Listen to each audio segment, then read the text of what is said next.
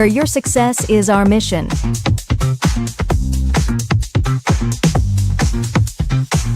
Visit www.tkdsshop.live and start selling.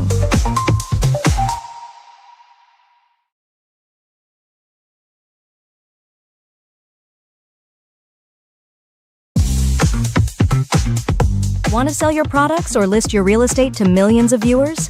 It's simple. Just visit www.tkdsshop.live and showcase your items to the world. From handcrafted treasures to must-have gadgets and even real estate listings, TKDS Shop TV is your gateway to success. Reach millions from the comfort of your home. Don't wait. Post your products today and watch them come to life on TV. TKDS Shop TV, where your success is our mission.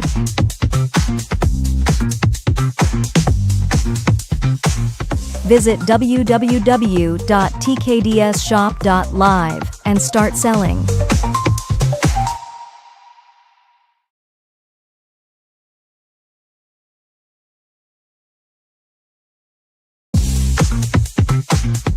Want to sell your products or list your real estate to millions of viewers? It's simple. Just visit www.tkdsshop.live and showcase your items to the world.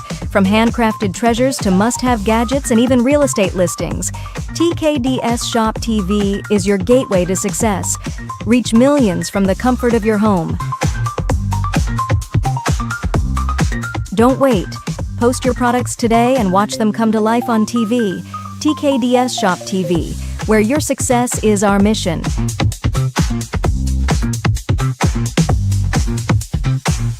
Visit www.tkdsshop.live and start selling.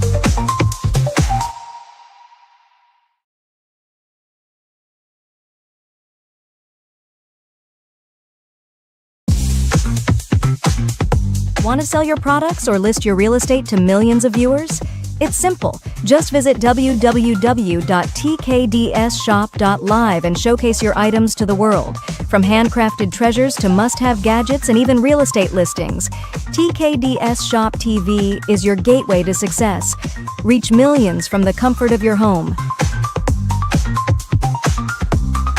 Don't wait. Post your products today and watch them come to life on TV. TKDS Shop TV, where your success is our mission.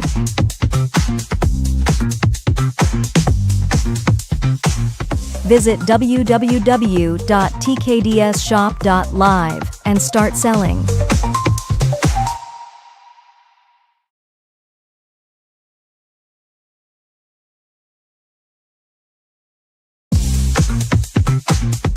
Want to sell your products or list your real estate to millions of viewers? It's simple. Just visit www.tkdsshop.live and showcase your items to the world. From handcrafted treasures to must-have gadgets and even real estate listings, TKDS Shop TV is your gateway to success. Reach millions from the comfort of your home. Don't wait. Post your products today and watch them come to life on TV. TKDS Shop TV, where your success is our mission.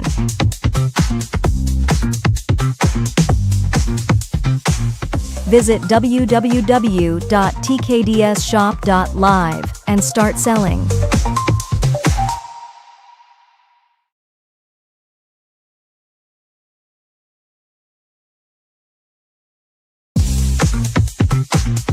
Want to sell your products or list your real estate to millions of viewers? It's simple. Just visit www.tkdsshop.live and showcase your items to the world. From handcrafted treasures to must-have gadgets and even real estate listings, TKDS Shop TV is your gateway to success. Reach millions from the comfort of your home. Don't wait. Post your products today and watch them come to life on TV. TKDS Shop TV, where your success is our mission.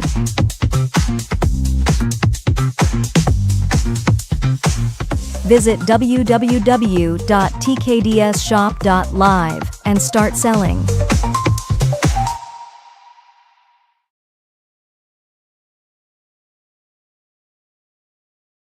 Yep. Hey everybody, how you doing? It's Coach Howard. I'm back. Waiting on Coach Miller. He's running a little bit behind. Um, I think I'm right where I'm supposed to be, but we are patient because coaches. It happens with coaches, and I think he's coming back from a media day or a media session or something like that. But while we're waiting, I want to go over with you. I happen to have the 24-25 Ohio State men's basketball schedule in front of me, and there's some very interesting games on here. The Buckeyes open up Monday, November the 4th against Texas in Las Vegas. That game will be live on TNT. Um, I mean, can you pick a better team to open up with than Texas? Uh, Coach Dieber's going after the smoke.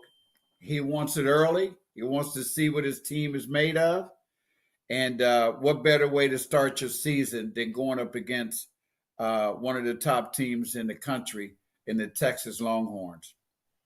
Now, their home schedule is not real tough in the month of November. They've got Youngstown State on the 11th. Then they're at Texas A&M in College Station. Then they come back home for four in a row. They play Evansville. They play Campbell. They play Green Bay, and then Pitt. So they play three small schools, and then Friday the 29th, they play Pittsburgh University out of Pittsburgh. So they've got a very interesting November schedule. December, they open up Big Ten play against Maryland at Maryland. That's December the 4th. Then they come back home for a big matchup against who some say could be one of the top teams in the country, and that's Rutgers. Then they play Auburn in Atlanta. They come back home against Valparaiso, and then they play Kentucky. Now I want you to look at this. In the month of December, the Ohio State Buckeyes play Texas, Texas A&M, Maryland, Rutgers at Auburn versus Auburn in Atlanta, and Kentucky. Wow. And you tell me by the time Big Ten play really opens up in January that they won't be ready. I would say by January, we'll know about the Ohio State Buckeyes. And we'll talk to Coach Diebler about this. What a great schedule to me to prepare you for a tough Big Ten schedule. And they open up at home January the 3rd against the Spartans and Coach Izzo's Michigan State. Then they go to Minnesota. And don't forget, now you have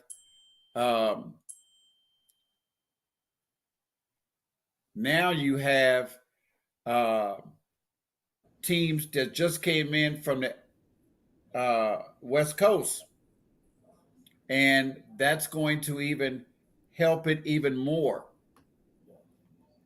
I think somebody's on. I hear somebody. Is my guest on? That's Trying to me. come Yeah, on. George, Oh, how you doing? I Can you knew hear I me? heard. I knew. Yes, sir. Can you hear me, I sure can. Coach? How you doing? I'm doing well, George. I'm doing well, and nice to be on with you. Coach Miller from Xavier University. I've known Coach for a very long time, and he's done nothing but win everywhere he's been. Ever since he's got to Xavier, he's building a program and bringing Xavier back. Coach, thank you for taking time out of your busy schedule. And as basketball season is here and everybody's excited, I'm excited myself to see what the Musketeers can do this year.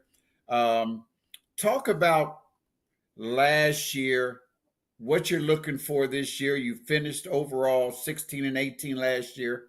That was your second year, Coach, last year? Yes, it was. Yeah, that was your second year. You finished 9-11 in the conference.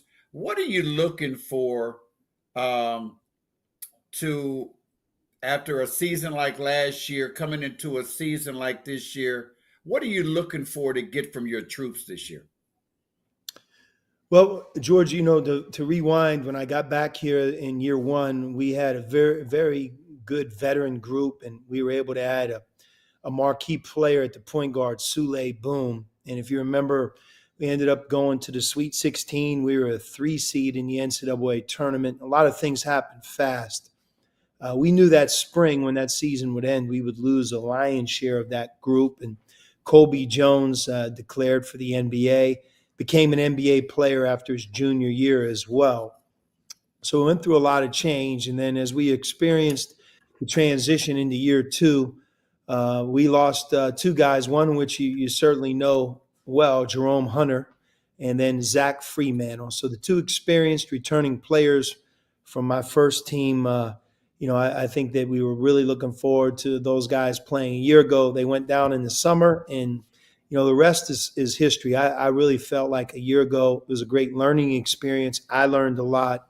We, in many ways, George, did the very best we could. And guys like Dalen Swain, who became the new generation here at Xavier, got a bigger opportunity than maybe they would have. Played a lot as freshmen. And, Dalen was on the all-freshman team in the Big East Conference. So going from year two to year three, I guess the gift or the silver lining with Jerome and Zach, they returned to us a year later. So Zach Freemantle and Jerome are back. We've added a number of different guys that are older. We don't have a freshman on our roster as it stands today. And I think we have an experienced, deeper team. And my hope is we can take a step forward and return back to where we want to be. So, yeah, a lot happened. I took you through it. But, in some ways, the last 24 months between the transfer portal being recreated, name, image, and likeness now becoming the standard and part of what we're doing, and the wholesale change of conferences. You mentioned the Big Ten, the Big 12, and you think about what once was just 2 or 3 years ago, it's completely different. So that transition time for me as a coach at Xavier, I really feel like for the first time, we're getting both feet on the ground and hopefully moving forward in a good way.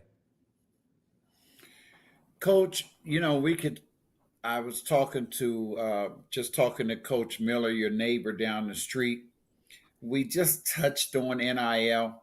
That's a subject. We could talk about that for a long time. But they just did away with the national letter of intent, and I guess now when a player signs his financial aid agreement, tell me if I'm wrong.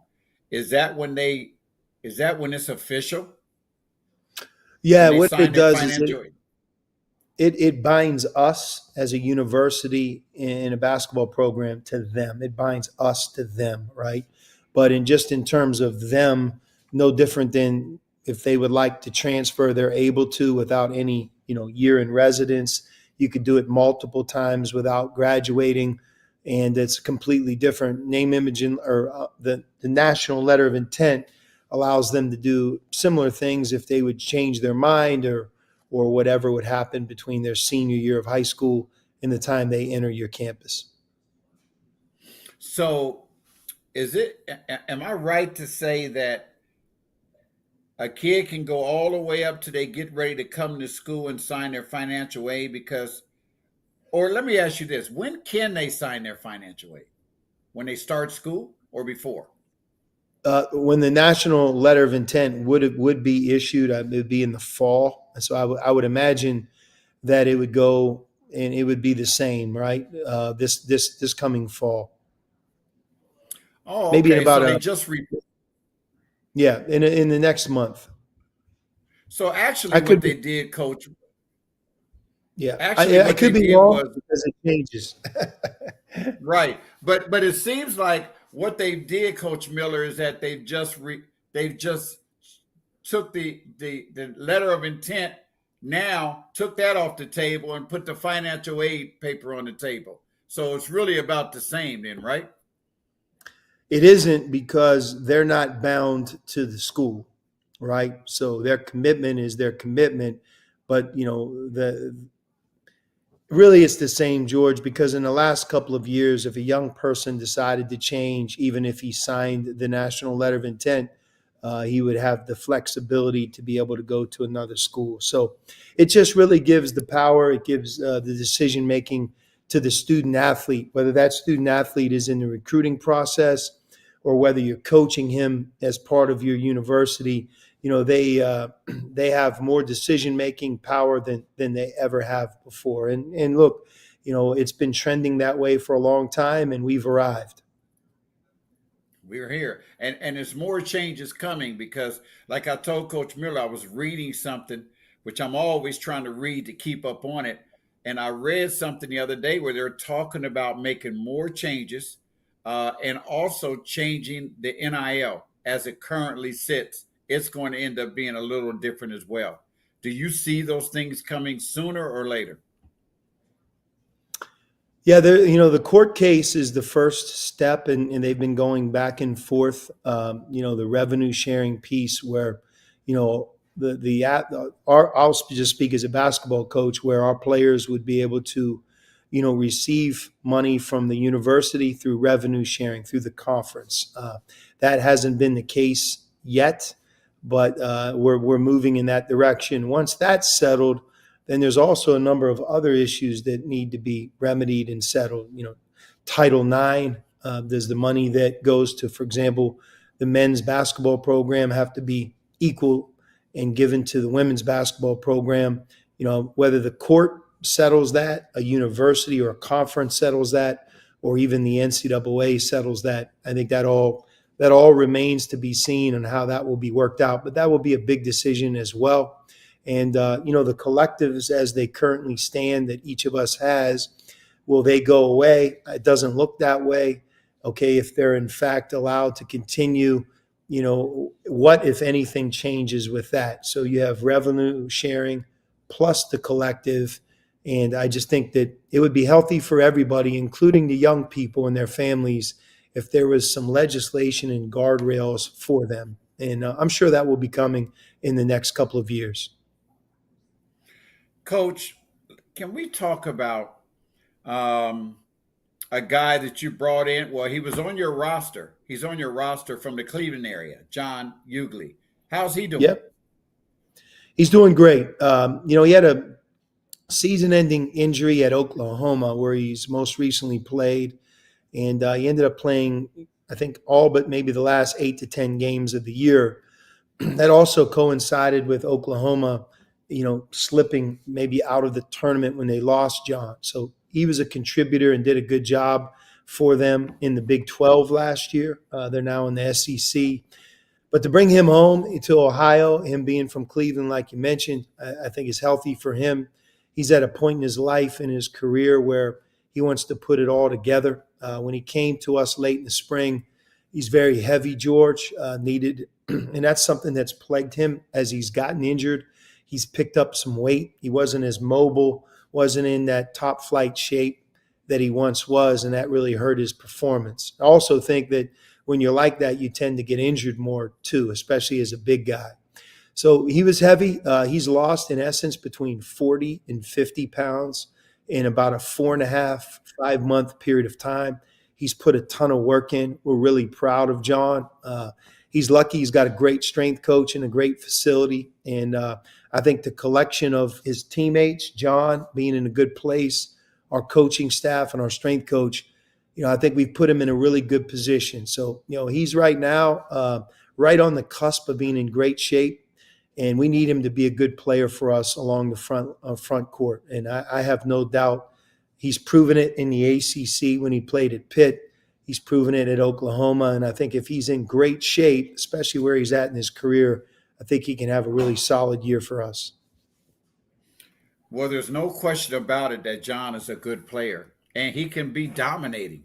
And I Yeah. think that, I don't want to sound a bias, but he hasn't had a coach like you. So I think that you're going to really help take him to that next level, Coach. I really do. So, Coach, talk about uh, your team overall plan in a tough Big East conference. Um, and talk about the conference and what you look at, how you look at the conference this year again. Well, in the Big East, we had Big East Media Day earlier today, George. And look, we're all chasing UConn. What they've done the last 2 years in the NCAA tournament is historic. In essence, they've had 12 blowouts on the way to 2 national championships, back-to-back national championships. Last year's team certainly was even stronger than the previous year. And look, they're going to be very good again. They got a great program, coach. They have things going. I think they make the Big East even better. Makes you as a coach and you as a program reach for the stars, because all of us know we have to be in rare air and we have to be at the very best of our ability to have a chance to beat them. Where do you guys fall? Has the Big East rankings came out yet? Came out today. Okay, and where are you guys? We were picked third. And look, Okay. Injuries have been a problem for us really since I came back. Zach Fremantle, we mentioned Jerome, and those aren't like guys missing a month of the season. We're talking about seasons, from start to finish. And unfortunately, last week we also lost one of our incoming transfers. His name was Lassina Traore. He tore his ACL in a scrimmage, and he's out for the season. So we really looked at having him and John Ugly as that 1-2 punch that a lot of teams in our league have. So we lost him. And, now, George, it's up to us to reconvene and shift some roles. I don't think it decimates us like it did a year ago, but it certainly hurts. Lassina averaged over 10 rebounds a game at Long Beach State last year. If you remember, Long Beach State finished in the NCAA tournament. So he's about 6'9", so we'll miss him. But as you know, things happen. You got to keep it moving. And that's what we're trying to do. As they say, next man up. That's right. That's how it happens. Coach, talk about a couple Columbus guys, how they're doing, what you're expecting from them. Let's talk about Jerome Hunter first after coming back off of injury. He looked good the other day, I heard. He did. And first of all, who won the game? I don't even know who won that game Sunday. We won it. We won. It was Okay. obviously a 40-minute game, and it's early, so I think you take it all with a grain of salt. But yeah, we went up there, and Dayton obviously had a great crowd. It was for an amazing cause, George. Suicide awareness in our state of Ohio and mental health awareness that affects so many people, but in particular young people. That's what the game was about. And I think with 14,000 people at the game, we were able to raise a lot of money for that cause. And I know that means a lot to Anthony Grant and his family, based on some things that they've certainly gone through. So I was happy to partner with not only Dayton, but Anthony to make that happen. And then we played a quality game. It was a great experience for us. But back to your question, Jerome is overcoming both a heart attack and a torn Achilles. Most people don't experience either one of those in their lifetime. Jerome's experienced both before he's been 23 years old. But he's about as big of a fighter as I've coached. He's got a huge heart inside of his body from the perspective of amazing will and commitment. He loves the game. He has his college degree, graduated. And, a couple years ago when he played, he was a really key player on our team that was a 3 seed in the NCAA tournament. And we look for him to be obviously a key player on this year's team. I would put him at 90%. We're incrementally increasing him. His physical conditioning continues to grow and get better. Most importantly, he's cleared in both of his Achilles and in his heart. He's experiencing great health. He's taking good care of himself. And, I think in the next 4 to 6 weeks, he could really hit his stride. Dalen Swain, with Dalen, the sky is the limit. He was on the all-freshman team last year, had a great opportunity as a freshman with us in the Big East Conference. And he's really worked this spring, summer, and fall. He's worked on his shot. He weighs about 218 right now. So, George, when you used to coach him in travel team, he would have been about 180. So some of it is, he's so young, just maturation has allowed him to grow and get bigger and stronger. But he's also really worked in our weight room and strength and conditioning department. So I think between adding more confidence shooting the ball, the experience he got playing in games last year, and then just his overall physical change, I look for him to make a big jump. Well, Coach, I thank you very much. I don't want to hold you. I know that you were busy, and I've got a couple more coaches coming on. But this is the one thing I want to say to you is that you have went to Xavier and you built that excitement back in that program again, and it's fun watching you. Even I watched you guys all of last season. I'll watch you guys again this season. You continue to build that program, and I think that you guys this year will get back to the NCAA tournament. I know you're not expecting nothing less. If there's a lot of kids out there watching, a lot of basketball players right now, why should my son come to Xavier University? Well, there's a number of reasons that it's worked so well.